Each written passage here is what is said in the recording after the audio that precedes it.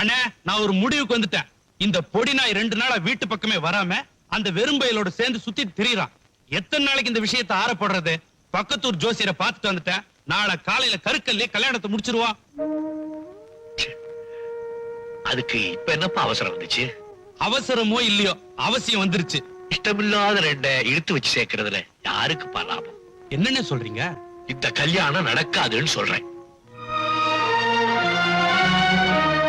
மனசுக்கு பிடிக்காத 2 பேரை மாலை மாத்த வச்சு ஆயுசு பூரா அழ வைக்கிறத விட மனச கல்லாக்கிக்கிட்டு நானே என் பேத்திக்கு மறுபடியும் வெள்ளை கட்டி விட்டுறப்போ.